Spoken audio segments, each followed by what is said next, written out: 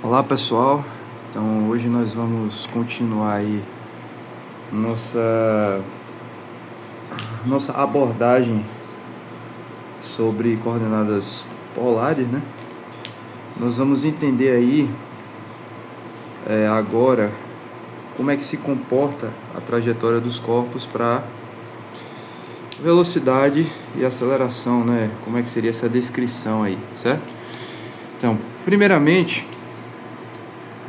hoje nós vamos falar sobre velocidade e aceleração, mas nesse primeiro momento, para seguir uma ordem lógica, né? Velocidade em coordenadas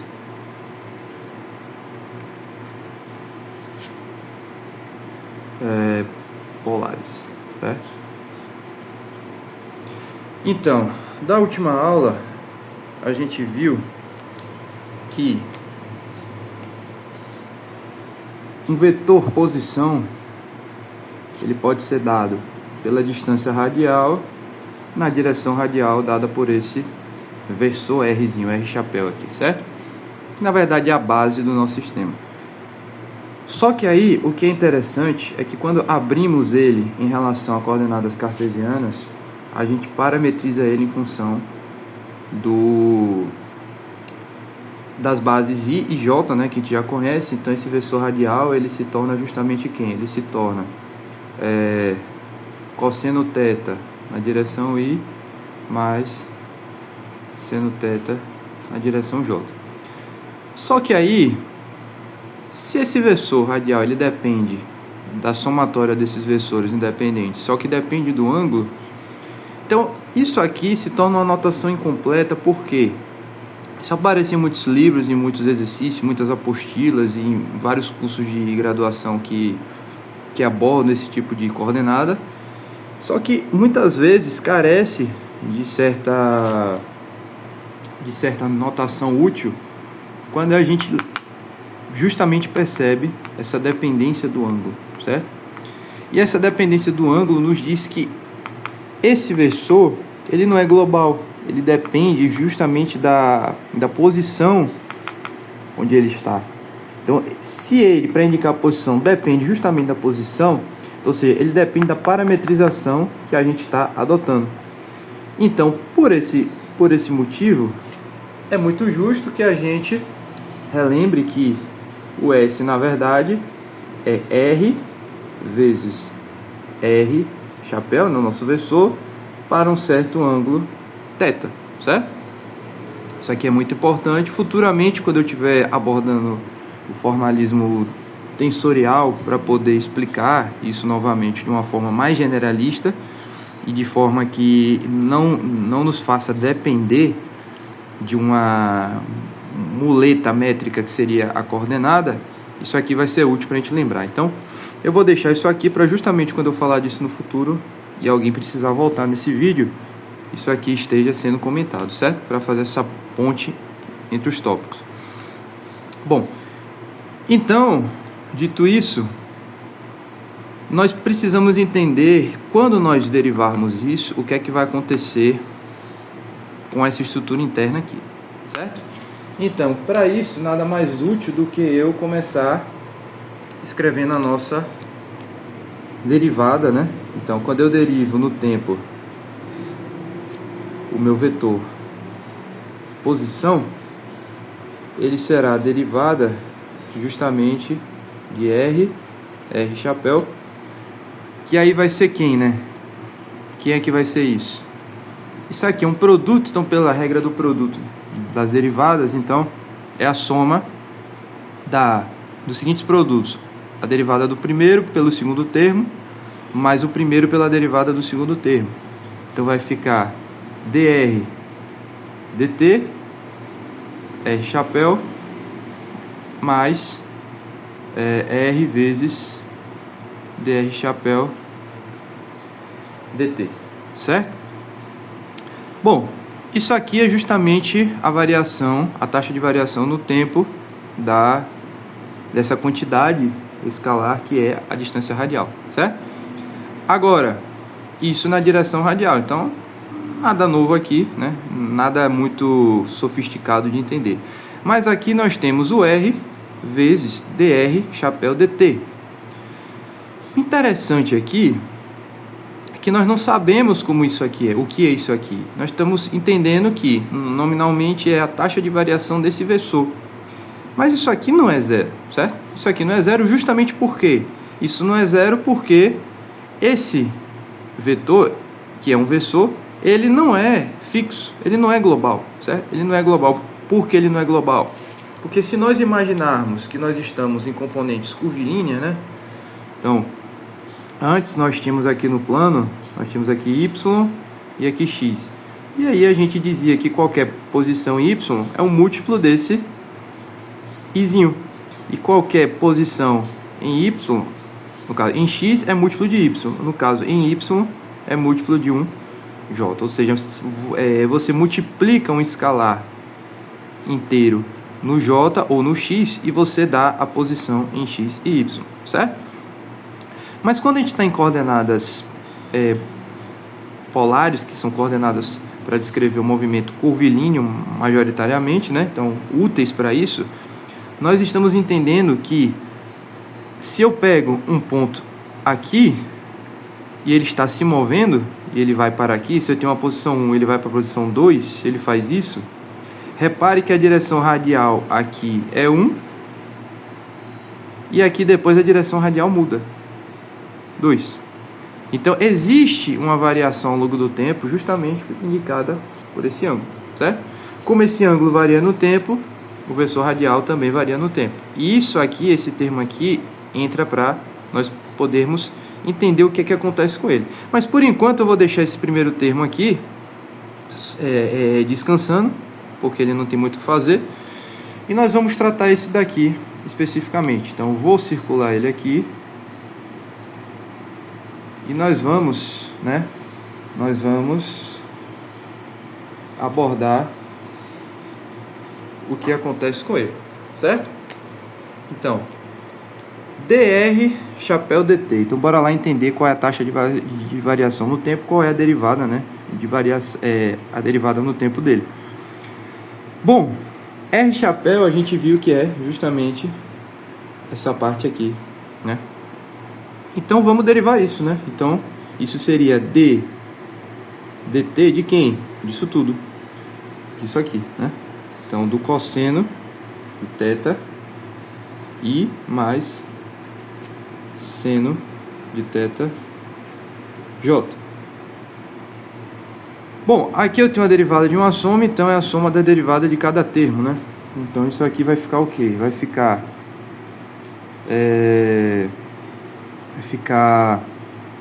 dt do cosseno de θ i mais dt do seno de θ j.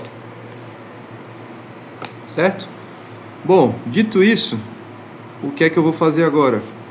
Eu vou calcular essas derivadas independentemente, certo? Então, isso vai ficar... Bom, quando eu derivar aqui, isso aqui é um produto, né? Então, eu tenho que entender como esse produto funciona, né? Então, a derivada do cosseno, primeiro, é menos seno de θ. Só que aqui eu tenho uma função composta, né? Então, pela regra da cadeia, eu tenho que derivar também esse θ que está mudando no tempo, né? Então, a derivada de θ no tempo, isso vezes o izinho. Só que aí, o outro termo, veja, não existe a derivada no tempo desse vetor radial. Isso é zero, né? Eu vou escrever simplesmente por motivos didáticos, para não ficar aí nada mal explicado. Mas isso aqui é zero, certo?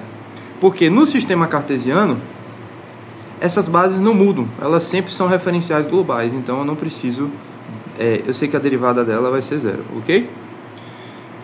Continuando, nós temos que a derivada do seno é o cosseno θ, vezes, novamente, regra da cadeia, eu tenho que derivar o θ no tempo, então dθ dt, vezes o J, né? Quem seria o J? Ou desculpa, vezes não, desculpa mais, né? Vezes a derivada do J agora vezes o seno, que vai dar a mesma coisa, né? Então, seno de θ vezes a derivada do J, que também vai ser zero. Também vai ser zero. Então, isso tudo aqui é zero também. Bom, o que foi que sobrou aí, né? O que é que sobrou aí para nós? Eu tenho que... vai ficar somente esse termo e esse último termo daqui. Desculpa, esse terceiro termo. Então, vai ficar menos seno de θ vezes dθ dt vezes i. E faltou escrever aqui o izinho, né? Faltou aqui escrever o izinho. Pronto, agora tá certo. Mais cosseno θ vezes dθ dt. Desculpa, izinho não, j. Isso, pronto. Vezes o j, certo? Então, isso aqui, dθ dt, aparece nos dois termos, né? E para facilitar, eu vou chamar isso de ômega, que para muitos, né, já é conhecido como a velocidade angular, né, ou frequência angular, porque isso mostra a taxa de variação do ângulo, certo? Então, eu vou dizer que isso tudo vai ser igual. Eu vou botar esse ômega em evidência, né? Colocando esse ômega em evidência, então ômega vezes menos seno de θ e mais cosseno de θ j, certo? Então, o ômega, ele foi colocado em evidência, e aí vai ficar menos seno de θi mais cosseno de θj, certo? Bom, a gente derivou o versor, a variação do... a gente derivou o versor radial no tempo, e o resultado disso tudo foi ômega vezes menos seno de θi mais cosseno de θj entre parênteses. Então, de certa forma, o que a gente achou foi outro vetor, mas eu tenho que entender quem é esse vetor, como ele se comporta, né? Então, a primeira coisa que nós temos que fazer antes de dar um nome para ele é descobrir quem é esse vetor, certo? Bom, se o nosso achado, né? Se o nosso achado anterior foi que nós temos menos seno de θi mais cosseno de θj, a pergunta é: o que é isso? Certo? Bom, primeiramente, se eu tirar a norma desse vetor, né? Se eu tirar a norma dele, né? Se eu tirar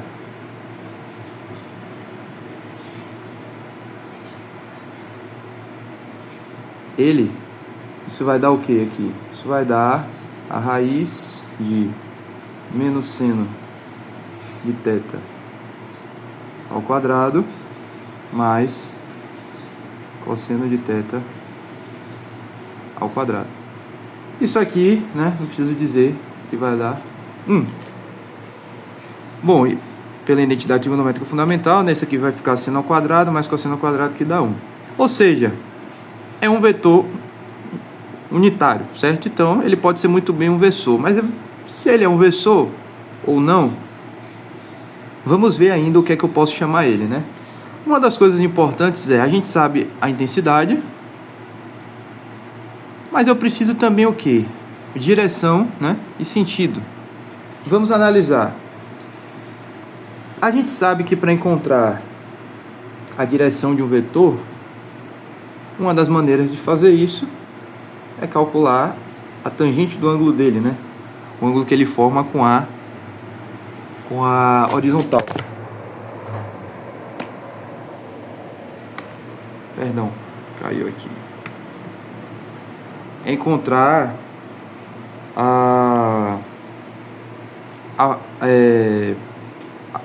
o ângulo que ele forma com a horizontal, certo? Então, como que a gente vai fazer isso? Eu vou pegar e calcular essa tangente, né? Vou dizer que a tangente desse ângulo que eu vou chamar de beta é igual justamente às componentes, né? Y sobre x, né? Então seria o y dele sobre o x dele. Que seria quem? Cosseno de θ sobre menos seno θ. Se eu fizer isso aqui, eu tenho menos a cotangente do ângulo θ, que também é quem? Menos 1 sobre a tangente de θ. Ok? E o que é interessante? O que é interessante? Nós sabemos o interessante da geometria, que é o seguinte. Nós sabemos que a cotangente é o inverso da tangente, certo?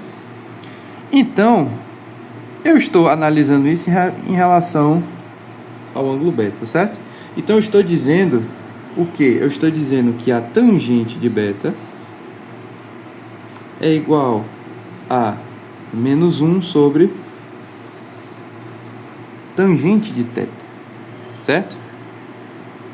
E o que é interessante é que esse produto aqui, a tangente de beta vezes a tangente de θ, isso dá menos 1, certo?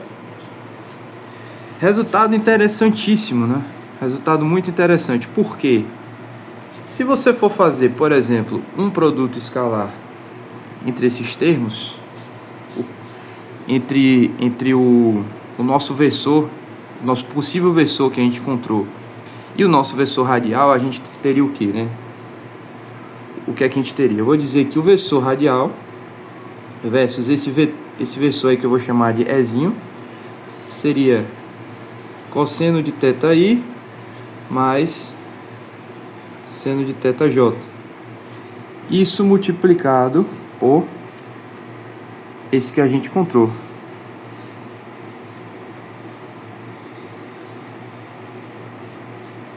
Certo?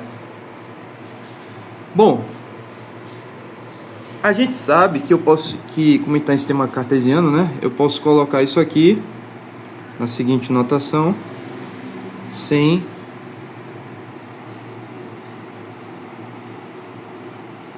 se preocupar muito com as bases, porque as bases eu sei que elas são perpendiculares, o I e o J, então eu posso fazer um produto interno direto, certo? Então como que ficaria isso aqui? Cosseno vezes seno, no caso menos, então menos cosseno de θ seno θ, mais seno θ cosseno θ. Então, isso é igual a isso com sinal trocado, né? Então esse resultado todo dá zero. Se esse resultado dá zero, o que é que isso nos diz lá da álgebra vetorial?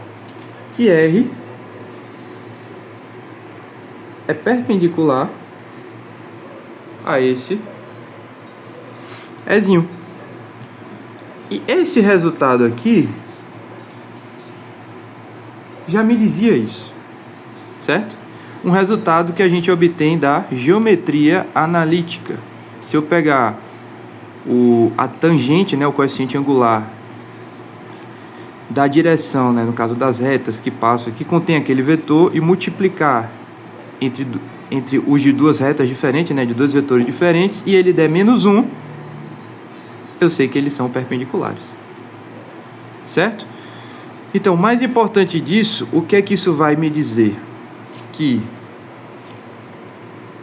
eu tenho a minha direção radial e eu tenho a direção perpendicular, que é a minha direção tangencial, o meu θ chapéu, certo? Então, daqui eu concluo sem muito mais formalismo, que eu tenho o quê? Que o meu versor tangencial ele será menos seno de θ i mais cosseno de θ j, ok? Bom, então eu tenho uma definição aí, certo? Dito isso, né? Dado que eu encontrei esse meu versor, eu posso concluir agora a minha fórmula da velocidade usando essa nova notação. Então, se eu voltar lá se eu voltar aqui para o meu achado, né, que é ômega vezes esse valor todo, que agora eu sei que isso tudo aqui que eu tenho, né? Deixa eu fazer com o piloto um pouco mais forte aqui. Isso tudo aqui que eu tenho é o θ ponto, né? Então, quando eu volto para o achado que eu tinha da a minha derivada do tempo, né, ou do espaço, que é a velocidade, a derivada da posição, e eu cheguei nesse termo aqui, eu descobri que isso aqui é o que? Ômega, θ, chapéu. Então, isso tudo aqui, ó, vai ser ômega, θ, chapéu. Então, por conta disso, eu posso substituir aqui, nessa equação toda, e eu vou ter quem aqui, né? Eu vou ter que eu posso concluir que velocidade em coordenadas polares será o r ponto, né? Que é justamente a minha, na notação de Newton, a minha derivada da distância radial, do valor, né, desse raio, na direção radial, mais quem? O ômega vezes o raio, né, que é justamente porque ele está multiplicando o raio aqui também por conta da derivada que surgiu, vezes o versor tangencial, ok? Então, pessoal, continua também valendo o seguinte: esses dois versores ainda dependem localmente, ou seja, eles dependem do ângulo em que você está e do raio que você está, certo? Porque ele está variando o raio dele numa direção radial a um certo ângulo. Então ainda preciso especificar quem é esse ângulo. E ele está variando tangencialmente a uma certa distância radial. Então também preciso especificar quem é esse. Eu ainda dependo do raio, certo? Bom, mais precisamente, ele vai variar tangencialmente a um certo raio, mas a minha dependência é exclusiva do ângulo, né? Então, eu ainda dependerei do meu ângulo também, certo? Então, do teto, ok? Então, pessoal, nós vamos ainda abordar no futuro as utilidades disso aqui para calcular vários problemas físicos e o quanto a gente ganha sabendo que ele tem ômega-r numa componente tangencial e tem r ponto numa componente radial. Um pequeno insight que alguns já podem ter é o seguinte: quando a gente estuda no ensino médio o movimento circular uniforme, a gente sabe que o círculo, o movimento é justamente um círculo porque ele não varia o raio dele ao longo do tempo. Então, no MCU, essa componente não existe.